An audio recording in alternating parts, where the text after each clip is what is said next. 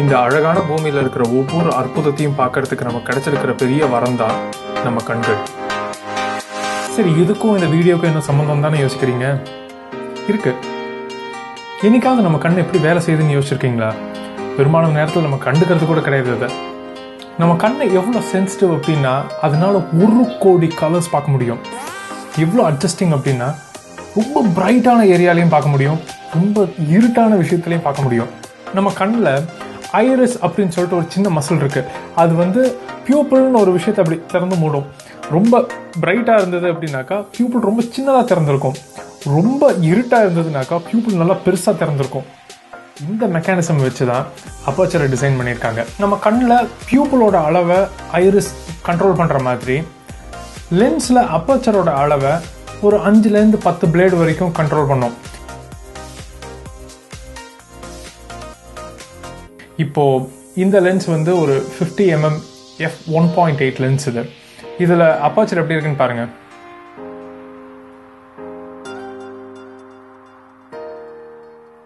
நம்ம அப்பர்ச்சரோட வேல்யூவை எஃப் நம்பர்ஸ்னு வச்சு சொல்லுவோம்.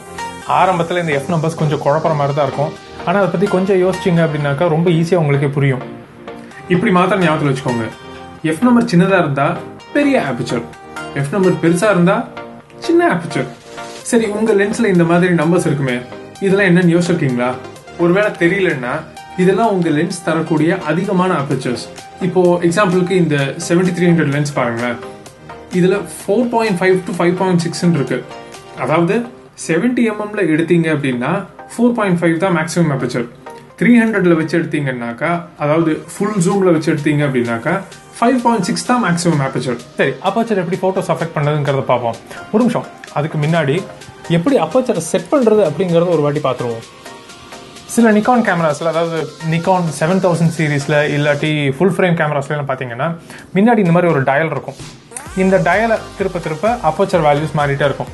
அதாவது இது நீங்கள் அப்பர்ச்சர் ப்ரையாரிட்டி இல்லாட்டி மேனுவல் இல்லாட்டி ப்ரோக்ராம் மோடில் வச்சு இது திருப்பினீங்கன்னாக்கா அப்பர்ச்சர் வேல்யூ மாறிட்டே இருக்கும். இதே நீங்கள் நிக்கான் D5000 சீரீஸ் இல்லாட்டி நிக்கான் D3000 சீரீஸ் மாதிரி வச்சுருந்தீங்கன்னாக்கா அதில் அப்பர்ச்சர் எப்படி மாற்றுறதுன்னா, இந்த மேலே எக்ஸ்போஷர் காம்பன்சேஷன் ஒரு பட்டன் இருக்கும். அந்த பட்டனை ப்ரெஸ் பண்ணிவிட்டு பின்னாடி இந்த டயல் எப்படி திருப்பணும். இந்த டயலை திருப்பினீங்கன்னா அப்பர்ச்சர் வேல்யூ மாறும். கேனன் கேமராவில் எப்படி அப்பர்ச்சர் வேல்யூ மாற்றணும் அப்படின்னு பார்க்கணுன்னாக்கா இதை கிளிக் பண்ணுங்கள். இதை பார்த்து தெரிஞ்சுக்கோங்க. நம்ம என்ன பேசியிருந்தோம்? எக்ஸாம்பிள். ஓகே, எக்ஸாம்பிள்ஸ் போகிறதுக்கு முன்னாடி போன எபிசோடில் சொன்ன மாதிரியே நம்ம ஷட்டர் ஸ்பீடை 160ல் வச்சு எடுத்திருக்கேன். ஏன்னா கேமரா ஷேக் நம்ம அவாய்ட் பண்ணோம். இப்போது இது 50mm லென்ஸு. இந்த 50mm லென்ஸில் எடுக்கும்போது ஷட்டர் ஸ்பீடை 60க்கு மேலே வச்சு எடுத்தாக்கா கேமரா ஷேக் இருக்காது. ஸோ 60ல் வச்சு எடுத்திருக்கேன். இந்த லென்ஸோட மேக்ஸிமம் ஆப்பர்ச்சர் f1.8. ஸோ 1.8லேருந்து ஆரம்பிப்போம். இது f1.8ல் எடுத்தது, இது f2.8ல் எடுத்தது, இது f4, இது f8, இது f16, இது f22. f22 தான் இந்த லென்ஸ்ல இருக்கிறதுலே சின்ன அப்பர்ச்சர். ஸோ அதுக்கு மேலே எடுக்க முடியாது. f1.8ல் எடுத்தது ரொம்ப வெளிச்சமா இருக்கு. ஏன்னா அப்பர்ச்சர் ரொம்ப பெருசா திறந்திருக்கு, நிறைய லைட் உள்ள போயிருக்கு. அதே f22ல பாத்தீங்கன்னா ரொம்ப இருட்டா இருக்கு. ஏன்னா அப்பர்ச்சர் ரொம்ப கம்மியா திறந்திருக்கு, ரொம்ப கம்மியான லைட் தான் உள்ள போயிருக்கு. சரி, இதுல ஏதோ ஒரு விஷயம் கவனிச்சிங்களா? அது சரி, நிறைய ஃபோட்டோஸ் அதில் இருட்டாக இருந்தது, அதனால பெருசாக ஒன்று கவனிச்சிருக்க முடியாது.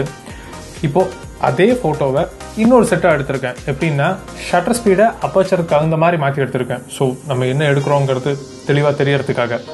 f1.8ல் பார்த்தீங்கன்னா பேக்ரவுண்ட் சுத்தமாக பிளராக இருக்கும், அதில் என்ன இருக்குன்னே தெரியாது. f4ல் பேக்ரவுண்ட் பிளராக தான் இருக்கு, ஆனால் அவ்வளோ பிளராக இல்லை. f8ல் பேக்ரவுண்டில் என்ன இருக்குன்னு கொஞ்சம் கொஞ்சமாக தெரிய ஆரம்பிக்குது. f16ல பேக்ரவுண்ட்ல இப்போ நல்லாவே தெரியுது. f22ல பேக்ரவுண்ட் கிட்டத்தட்ட ஃபோக்கஸ்லயே இருக்கு. ஏன்னா அப்பர்ச்சர் லைட்டை மாத்திர கண்ட்ரோல் பண்ணாது, டெப்த் ஆஃப் ஃபீல்டையும் கண்ட்ரோல் பண்ணும். டெப்த் ஆஃப் ஃபீல்டு என்னன்னா எவ்வளவு தூரம் ஃபோக்கஸ்ல இருக்கு அப்படிங்கிறது தான். இப்போ உதாரணத்துக்கு சொல்லணும்னா, என் கண்ணு நல்லா ஷார்ப்பான ஃபோக்கஸ்ல இருக்கு. இப்போ நான் முன்னாடி வந்தேன்னா அவுட் ஆஃப் ஃபோக்கஸ்ல போயிடுவேன். இப்போ கொஞ்சம் பின்னாடி போனேன்னா அவுட் ஆஃப் ஃபோக்கஸில் போயிடுவேன். ஸோ ஒரு குறிப்பிட்ட ஏரியா தான் நான் ஃபோக்கஸில் இருக்க முடியுது. இந்த ஏரியா தான் டெப்த் ஆஃப் ஃபீல்டு. இப்போ இந்த எக்ஸாம்பிள் பார்க்கலாம். இது குழந்தைங்க விளையாடுற 4 ஊஞ்சல் இருக்கு.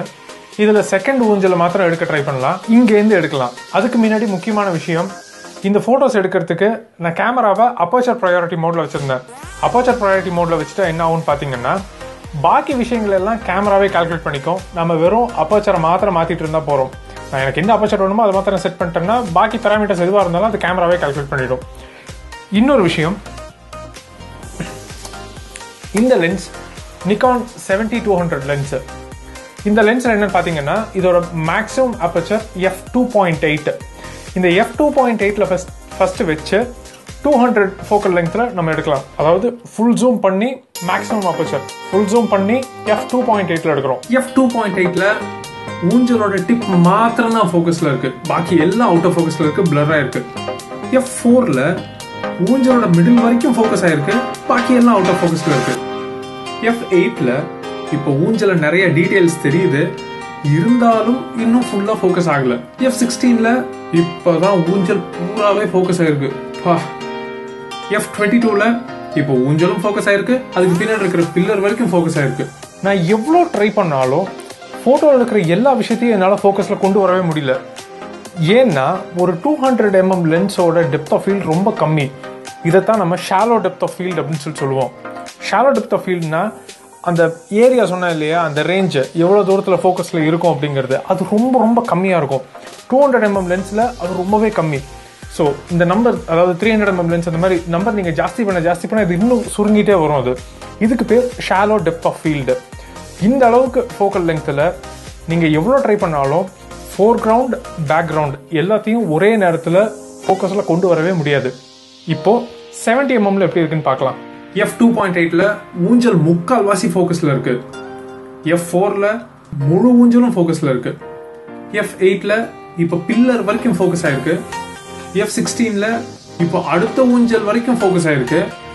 f22ல இப்போ ரெண்டாவது ஊஞ்சல் பின்னாடி இருக்கிற எல்லாமே ஃபோக்கஸ்ல இருக்கு. இப்போ 50 mm. f2.8ல பாதி ஊஞ்சல் ஃபோக்கஸ்ல இருக்கு. அப்படியே அப்பர்ச்சர் கம்மி பண்ண பேக்ரவுண்ட்ல இருக்கிற எல்லா விஷயமும் ஃபோக்கஸ்ல வருது. இப்போ இந்த 50 mm லென்ஸ்ல f16 அண்ட் f22ல பாத்தீங்கன்னா டெப்த் ஆஃப் ஃபீல்ட் எவ்வளவு ஜாஸ்தினா நான் கூகுள் மேப்ஸ் வச்சு தான் காட்ட வேண்டியதாவே இருக்கு. பாத்துக்கோங்க எவ்வளவு தூரம் ஃபோக்கஸ்ல இருக்குன்னு. இப்போ ரொம்ப முக்கியமான இன்ட்ரெஸ்டிங்கான ஒரு லென்ஸ், வைட் ஆங்கிள் லென்ஸ். நீங்க புதுசா DSLR வாங்கியிருக்கிறவங்க எல்லாருமே ஒரு கிட் லென்ஸோட தான் வாங்கியிருப்பீங்க. ஒன்னா 1855 இல்லாட்டி 18105 18135 அப்படின்னு சொல்லிட்டு இருக்கோம். ஆனா 18 உறுதி. இந்த 18ங்கிறது wide angle lens. Wide angle லென்ஸ்ல டெப்த் ஆஃப் ஃபீல்ட் எப்படி இருக்குங்கிறத பார்க்கலாம். 18 mmல பாத்தீங்கன்னா f2.8லயே ஃபுல் ஊஞ்சலும் ஃபோக்கஸ்ல இருக்கு. f4ல 4 ஊஞ்சலுமே ஃபோக்கஸ்ல இருக்கு. f8ல இவ்வளோ பெரிய இடம் ஃபோக்கஸ்ல இருக்கு. f16ல மேப்பையே மறைச்சிருச்சு.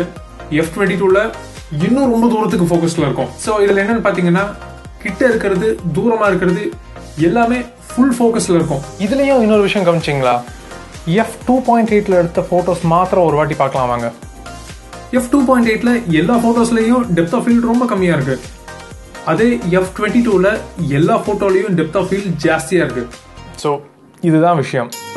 அப்பர்ச்சர் பெருசா இருந்ததுன்னா, அதாவது f நம்பர் சின்னதா இருந்தது அப்படின்னாக்கா டெப்த் ஆஃப் ஃபீல்ட் ரொம்ப சுருங்கலா இருக்கும். அதாவது ஷாலோ டெப்த் ஆஃப் ஃபீல்டு தான் இருக்கும். நீங்க சப்ஜெக்ட்ல எதை ஃபோக்கஸ் பண்ணணுமோ அதை மாத்திரம் ஃபோக்கஸ் பண்ணி போட்டோ எடுக்கலாம். இதே அப்பர்ச்சர் ரொம்ப சின்னதா இருந்து, அதாவது f நம்பர் ரொம்ப ஜாஸ்தியா இருந்தது அப்படின்னாக்கா டெப்த் ஆஃப் ஃபீல்ட் ரொம்ப ஜாஸ்தியா இருக்கும். ஃபோர்கிரவுண்ட் பேக்ரவுண்ட் எல்லாமே உங்களுக்கு ஃபோக்கஸ்ல இருக்கும். ஒரு பர்டிகுலர் விஷயத்தை மாத்திரம் ஃபோக்கஸ் பண்ணி எடுக்கிறதுங்கிறது கஷ்டம். இப்போ உங்ககிட்ட ஒரு ஜூம் லென்ஸ் இருக்குன்னு வச்சுப்போம், ஒரு 7300 அந்த மாதிரி இருக்குன்னு வச்சுப்போம். இப்போ இது ஒரு 7300 லென்ஸ். இதுல ஃபுல் ஜூம்ல நீங்க போட்டோ எடுக்கிறீங்கன்னா உங்க டெப்த் ஆஃப் ஃபீல்ட் ரொம்ப கம்மியா இருக்கும். ஸோ நீங்க எது எடுக்கிறீங்களோ அதை மாத்திரம் போட்டோ எடுக்கலாம். இதே வைட் ஆங்கிள் வச்சு எடுக்கிறீங்க அப்படின்னாக்கா, இப்போ உங்க கிட் லென்ஸ், அதாவது 1855 அந்த மாதிரி லென்ஸ்ல வச்சு எடுக்கிறீங்க அப்படின்னாக்கா டெப்த் ஆஃப் ஃபீல்ட் ரொம்ப ரொம்ப ஜாஸ்தியா இருக்கும். அதனால பேக்ரவுண்டையும் சப்ஜெக்டையும் உங்களால டிஃபரன்ஷியேட் பண்ணி காட்டுறது ரொம்ப கஷ்டமா இருக்கும். இப்போ இதை உங்களுக்கு டெஸ்ட் பண்றதுக்கு இமீடியட்டா உங்க கையில இப்போ கேமரா இல்லைன்னு வச்சுப்போம், ரொம்ப ஈஸியா உட்காந்த இடத்துல இருந்து டெஸ்ட் பண்ணலாம். எப்படின்னா, நம்ம ஒரு கண்ணோட ஃபோக்கல் லெங்த் 24 mm, அதுவே ஒரு வைட் ஆங்கிள் லென்ஸ் தான். ஸோ ஒரு கண்ணை மூடிக்கோங்க, கட்டை விரல கண்ணு கிட்ட அப்படி கொண்டு வாங்க, கண்ணு கிட்ட கொண்டு வந்து ஃபோக்கஸ் பண்ணுங்க. பேக்ரவுண்ட் பிளரா இருக்கா? இப்போ கையை நல்லா நீட்டுங்க, கட்டை விரல திரும்ப பாருங்க. பேக்ரவுண்ட் பிளர் ஆயிருக்கும், ஆனா ரொம்ப பிளரா இருக்காது. இப்போ கொஞ்சம் தூரமா இருக்கிற ஏதாவது ஒன்று பாருங்க, ஒரு 10 அடி 15 அடி தூரத்துல இருக்கிற ஏதாவது ஒரு விஷயத்தை எடுத்துக்கோங்க. அந்த விஷயத்த மாத்திரம் பார்க்க ட்ரை பண்ணுங்க. இப்போ பேக்ரவுண்ட்ல பிளர் பண்ணி அந்த விஷயத்த மாத்திரம் பார்க்கணும். சப்ஜெக்டையும் பேக்ரவுண்டையும் உங்களால வித்தியாசப்படுத்த முடிஞ்சதா? முடியாது. வைட் ஆங்கிள் லென்ஸ் எப்பவுமே இப்படிதான் வேலை செய்யும். ஸோ நீங்கள் போர்ட்ரேட்ஸ்லாம் எடுக்கிறீங்கன்னாக்கா ஜூம் லென்ஸ் போட்டு அப்போச்சர் ஒரு F4லேருந்து F6 வச்சு எடுத்தீங்கன்னா பேக்ரவுண்டை நல்லா பிளர் ஆக்கி சப்ஜெக்ட் மாத்திரம் கொஞ்சம் வெளியில் தெரிஞ்சு ஃபோட்டோ நல்லா அழகாக வரும். குரூப் ஃபோட்டோலாம் எடுக்கிறீங்கன்னா அப்போச்சர் ஒரு F8க்கு மேலே வச்சுக்கோங்க. எல்லாருமே ஷார்ப் ஃபோக்கஸில் வருவாங்க. சீனரிலாம் எடுக்கிறீங்கன்னா நல்லா வைட் ஆங்கிள் போட்டு அப்போச்சர் ஒரு F13க்கு மேலே கொண்டு போயிடுங்க. அப்போ தான் அத்தனையும் ஃபோக்கஸில் வரும். அப்போச்சர் கற்றுக்கிறதுக்கு ஒரு யூஸ்ஃபுல்லான டிப்பு, அப்போச்சர் ப்ரையாரிட்டியில் உங்கள் கேமராவை செட் பண்ணி வேறு அப்போச்சரில் நீங்கள் பாட்டுக்கு ஃபோட்டோ எடுத்துகிட்டே இருங்க. பாக்கி விஷயங்களெல்லாம் கேமராவே பார்த்துக்கும். அப்போச்சர் எப்படி ஃபோட்டோவை அஃபெக்ட் பண்ணுது அப்படிங்கிறத ரொம்ப ஈஸியாக நீங்களே கற்றுப்பீங்க. இந்த வீடியோ உங்களுக்கு பிடிச்சிருந்ததுன்னா வழக்கம் போல் லைக் போடுங்க, உங்கள் ஃப்ரெண்ட்ஸ் கிட்டே ஷேர் பண்ணுங்கள், யூடியூப்பில் சப்ஸ்கிரைபும் பண்ணிக்கோங்க. இந்த வீடியோவை சப்போர்ட் பண்ணணும்னு உங்களுக்கு தோணுச்சுன்னா patreon.com/V2K photography போய் சப்போர்ட் பண்ணுங்கள். உங்களுக்கு ரொம்ப ஹெல்ப்ஃபுல்லாக இருக்கும்.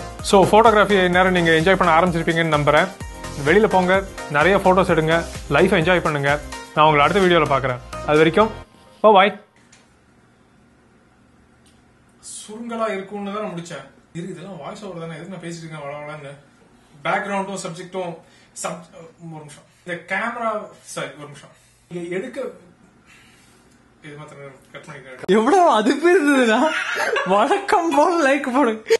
இப்பவே போட்டோகிராஃபி என்ஜாய் பண்ணிருப்பீங்கன்னு நினைக்கிறேன். லைக் பண்றதா பண்ணுங்க. அப்படி இல்லைன்னா எது திடீர்னு அதிகம்